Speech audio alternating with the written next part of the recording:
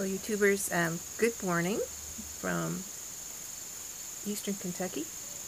I'm on the front porch of my farmhouse, and I thought maybe I would start a video about winemaking, and I will show you what I have here.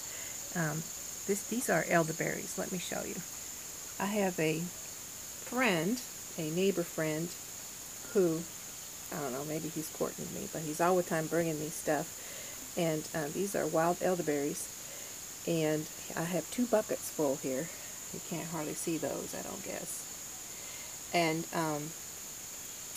I made some really nice elderberry wine last year with just 1 bucket load, and so this today he's brought me 2. I've told him that he can have some of the wine that I make. Of course, I'll probably make some elderberry jelly also. Well, they grow wild, and he found these along by the creek bank behind his property, which is up on the hill in Reynoldsville. It's right over we're just like about a mile apart, which is relatively close out here. But let me show you what elderberries look like in case you ever encounter them. Doggy, get out of the way. In the field. See little tiny little berries on a stalk. And these elderberries grow really tall. The berries are kind of black. Actually, I think we have 2 types of berries, one in one bucket and one in the other. You notice that these stems are green, and the berries are kind of bluish black. In this other bucket, this is more the kind what I used last year, and it may be just that they're the same thing but grew in different places, so grew different ways. I'm not sure, but you notice that the stems are red and it's kind of a purplish black. Let me see if I can find a leaf so I can show you what the leaf of an elderberry looks like. So if you ever see these out in your travels. Oh, I think he picked the leaves right out of them. Anyway, they're kind of a broad leaf off a central stem, kind of like a fern shape in that it has opposing leaves. It's kind of like that, but they're tall, and they can get like about 5 foot to 6 foot tall along a riverbank, and then the berries, of course, near the top. So I can't show you a leaf, daggone it. But anyway, what I'm going to do with these, last year, like I said, I just used 1 bucket, and got a wonderful wine out of it, and I also, out of the same bucket, saved some aside to make some elderberry jelly.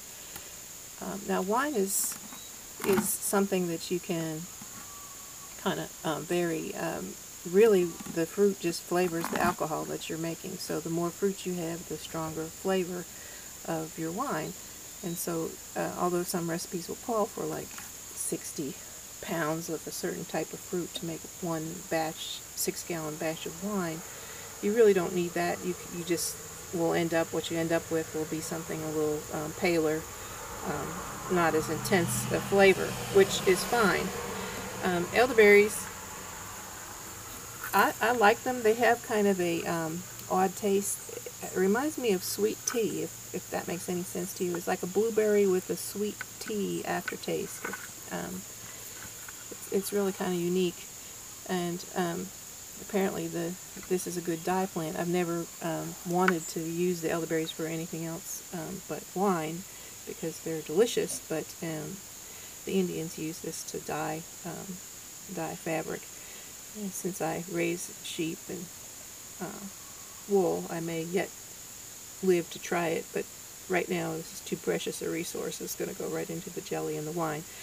Anyway, I just thought I'd start this series and show you what I'm going to be working on the next couple weeks. One thing about making wine, if you live in a controlled, temperature-controlled environment, which I do not, but if you have air conditioning and stuff, you might want to lower it while you're fermenting the wine, but you don't want it really, really hot like it is at my house. So what I generally do when I'm making wine is I wait. I usually make my wine in the fall, but we're going to have a cool